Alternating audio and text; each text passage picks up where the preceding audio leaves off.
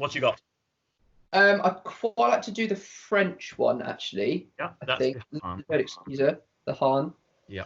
Just because that's for me, it sort of has this mood set, and I feel like that mood is set quite a long way through the piece. And I've when I've performed it before, I've, in the negative way, not in the positive way we've been speaking about with the other one, I've found myself getting a little bit lost in that, and then I'm kind of looking at the moon the whole time and just thinking I didn't give anything throughout that whole performance. I kind of went, I really like this piece, and just sang it. I find myself getting lost in that quite a lot when I sing this piece, and I think just a little bit of a closer look at how you may sort of look for the individual images, and how you might portray that to an audience, and make it as interesting as possible. Because for me, it's one that I would listen to later on in the evening to just sort of calm down and wind down, rather than looking for, like, it's not got those three clear sections like the Schubert. Yes. It's trying to find those, not sections, but trying to find those different colors and different characters in there. I think I've found to be something I could do with a little bit of few tips on. That'd be nice. Okay. I'm all ears. I've just actually sang some Hahn at the beginning of this year. I did a concert series. I had some, not this one, but so I've got my own formed opinions of him a little bit. But we'll discuss that shortly. But you sing first, and we'll see where we go. Just grab a quick chord.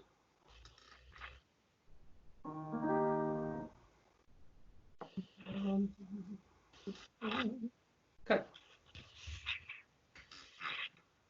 La lune blanche luit dans le bois, de chaque branche par une voix sous la ramure.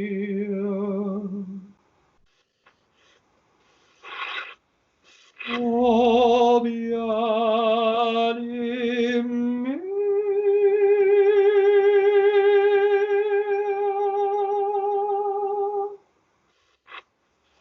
lui ton reflète profond miroir la silhouette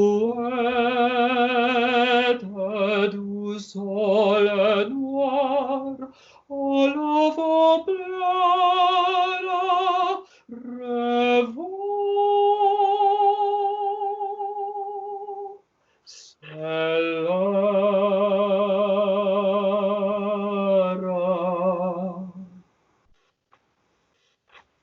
Un vaste tendre apaisement semble descendre du firmament que l'astre irise.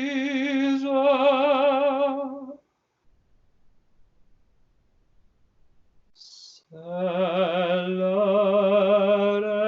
exquise.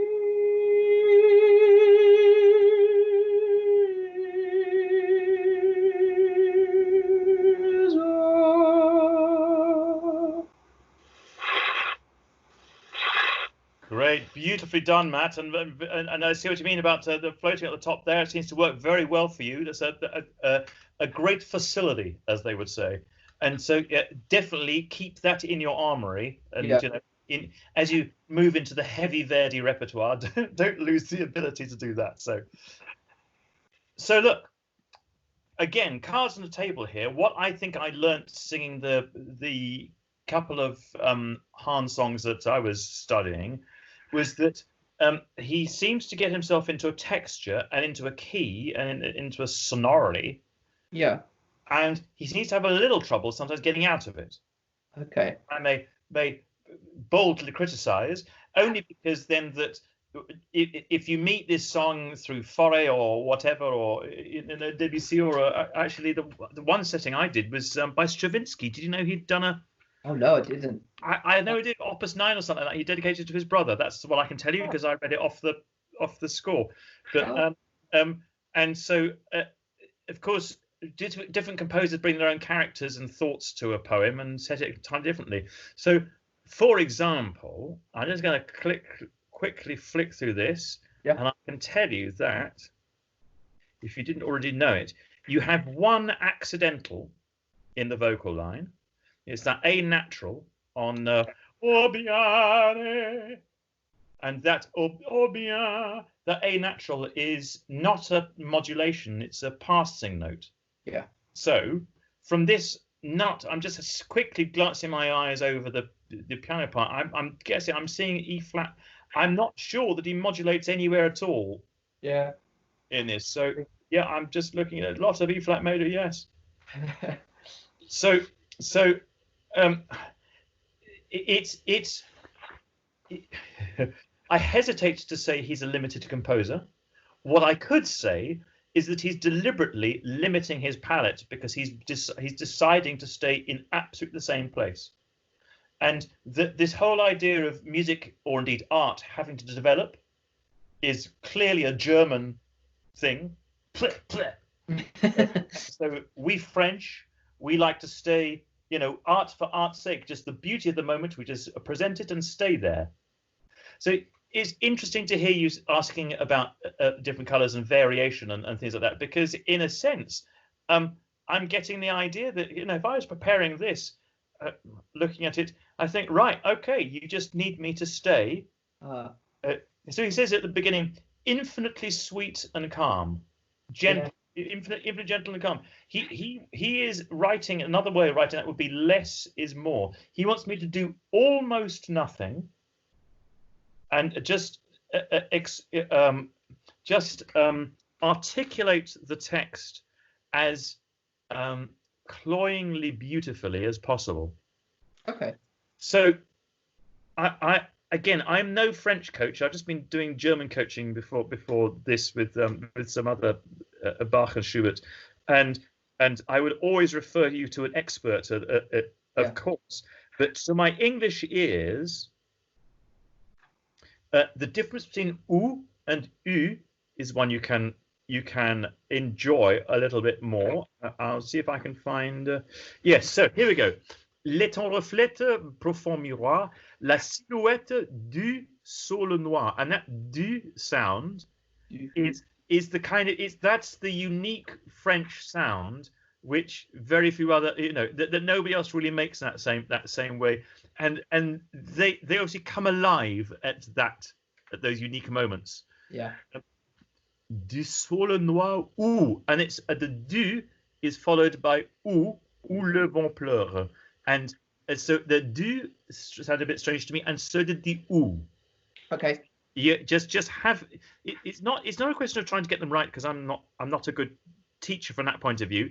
It's a question of you're enjoying the sound of it. It's a bit like these comedians, Danny Kaye and Peter Sellers, the old Peter Sellers, the Goon show, Peter Sellers. They're before my time. They're before your time. Okay, but both of them took the mickey when it was in a different age of comedy, and it was possible to take the mickey out of different accents and things like that. They both took the mickey out of all sorts of different accents and things like that, and so they had a field. Clouseau, Peter Sellers was Clouseau. Exactly. He did a whole film taking the piss out of the French person trying to speak English. Yeah. He was also famously the Indian doctor in that film Goodness Gracious Me with Sophia Loren that gave rise to the English comedy program Goodness Gracious Me. Getting him to play an Indian doctor is the sort of thing that would not happen nowadays. Yeah. We'll just gloss over that. But nonetheless, what they can teach us is reveling, even as an outsider, in the things that make a language what it is. So if you go to let's take you back to the very top of this. And you were right about, you said to me, it's just, I'm just sitting there looking at the moon going, oh, look, there's the moon. Isn't it white? And it is exactly that. But it's also la lune blanche luit dans les bois. Okay. Have you ever seen The Matrix? I actually haven't, no. Oh. No, it's one on the list that I need to. Very good. Well, that's a lockdown. I would recommend. Obviously, The Matrix, the original Matrix, is a terrific film, great concept, wonderful. They then made 2 sequels. The second one is diverting. The third one I really wouldn't bother with. I mean, really, if you hold it dear, don't just leave it hanging. But in the second one, there is a character, the Merovingian, I think he calls himself, who has made himself French. And he says at one point, he says, I love speaking in French. He says, it's like wiping your ass with silk. And it's just a great line. And I'm reminded of it in moments like this, where you have the French loaded at the front of your mouth in a way that you would have if you were tasting some gourmet food and you sing La lune blanche luit dans les bois. And it is absolutely that silk feeling of, well, anyway, I'll leave that with you. I won't go too far into that, but yeah. Have a go. Give yourself a note for the opening and just sing that opening phrase and just revel in the language. La lune blanche luit dans les bois. That's lovely. And here's what I would counsel you. Supposing I asked you to be less plosive on the BL of blanche, because if you were in German and you saw bleu, blut, blutig, I would say, no, we need more BL. And now we're in French, I would say less. Okay. Blanche, just let the blanche. And lui, even as I say it, I can hear a French coach saying to me, no, Roddy, no, not, because I have trouble with words like this, but like nuit and lui, and it's just the U to the E sound after the L, lui, there's more to be got from that. Yeah. Okay. Yeah, is it almost like that the German U that I've used, or that sort of sound? To my ears, I believe it. Say again. I'm asking you, and you've just told me not to ask you like language coaching questions, but that's in your understanding, is that and part of the comedy of getting language coaching is that particularly with French coaches, no one French language coach will agree with another. Yeah. On elisions and liaison, things like that. So they will tell you it as an absolute no, you do it like this, and then you will get a complete disagreement from someone else. Does it work regionally as well, like it would in the UK? Like someone from Newcastle would say the word, I don't, bath, different to how I would. It's that kind of, Absolutely.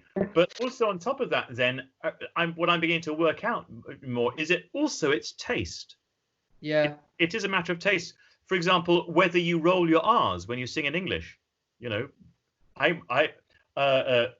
thou shalt break them. It can sound really old-fashioned after a while. Thou shalt break them like a rod of iron. No, anyway, not that one. But you see what I mean? So actually, there's a bit of leeway in any of this coaching. And if someone runs up to you from a different country and says, sorry, in English, do you ally this word to this word? And you think, I don't know, I never thought about it. So there is taste in there too. Yeah. Anyway, have a little go at this. Have a little go at that first sentence again, and as smooth as you can make it. Yes.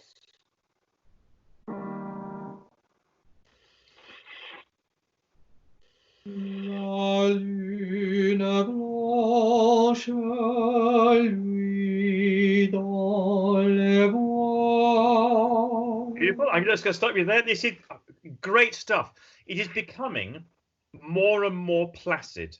Yeah. At more and more status, and so you can do two more things to help that. The second syllable of lune is in danger of having a little bit too much color, so that it's not accented, but it's stressed in a way that's not so useful. It's because your brain is lining up the BL of blanche and a bit la lune. It's like a crescendo to that. So but you don't want to diminuendo too much because blanche will stick out that way. So that's zen. I'll leave that with you. Yeah. Dans les, I happen to notice, is a duplet. Feel comfortable with that? So, without putting tenuto marks on them, I want to know that they're different to crotchet quaver. Okay. All yours. Funny that's one of those things that just slipped when I learned it off copy. It's just gone. I was like, oh, I've just looked at it at the side. I was like, oh, it is, yeah. Yes. And I would do exactly the same in learning something off copy. I would do exactly the same. Don't worry. Yeah. No, I think that's still the right one. No. La lune blanche luit dans les bois. De chaque branche par une voix sous la ramure. Great. Now, Matt, I'm going to challenge you to see if you can do that in one breath. Even you might even if you can't do one breath, you might even consider breathing after branche, because de chaque branche par une voix sous la ramure. That's sous la ramure is all part of that. So you could sneak one in if you needed to earlier on. Okay. See, just try it cold to see if you can get it in one breath. La lune blanche luit dans les bois, de chaque branche par une voix. And then I'm out. yeah, okay. So yeah, after branche I could. After branche, yeah. So with the sort of gap with the rest, the crotchet rest at bar 8, would you just almost release a little rather than breathing? I would take a full breath in there. I would hide it. I would do a singer's breath after boah. I would be looking all swan-like and glacial. No one would see me go. Take a full breath in there. And the secret from me, it would be with that fullness of breath, I would be ready to come in with my full Verdi voice. Yeah. When I started singing, I would be singing piano but with as much control that I can, so that by the time I get to the word voix, I've used about a third of my capacity. Okay. I just roll it forward anyway. But breathe after branche for now. Yeah. La lune blanche luit dans le bois, de chaque branche par une voix sous la ramure. As it turned out, I felt I didn't need the breath after branche, but then I wish I'd have taken it when I got to the end. It's always too late. It's always too late once happened. But bravo nonetheless. And know also that it was infinitely sweet and calm. Know that the pianist who's got the rippling quavers underneath you, you can both of you give the impression of space and time, while at the same time, in a bit of subterfuge, rolling it forwards. Okay. So if I'm not going to demonstrate particularly, but de chaque branche par une voix sous la ramure. So I'm using a little bit of crescendo there, while also trying to remain in piano. That makes the surprise of "Oh bien-aimé," really, which you do spectacularly well. That makes it, because you've had a range of about a third, maybe a fifth so far, 2 notes basically.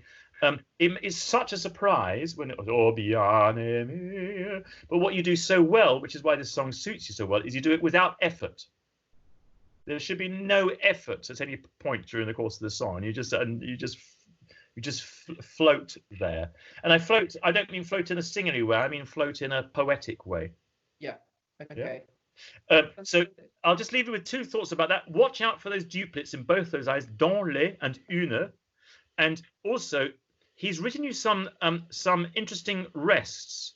Les temps reflètent profond miroir, because profond miroir is in parenthesis, as it were. So you can use those rests. So you don't have to breathe with them, but just use that to give that a bit of parenthesis, whatever. And rêvons is wonderful piano, but actually it's the most ecstatic moment of the whole thing. Let's go, dream on, grand stuff. It's been great to chat with you. Thank you so much. All the very best. You know where to find me. So if you fancy something else in another couple of weeks, just give us a call. Yes, thank you very much. Thank you. That's very kind of you. Thank you. You're welcome. See you again soon. Thank you very much. Bye.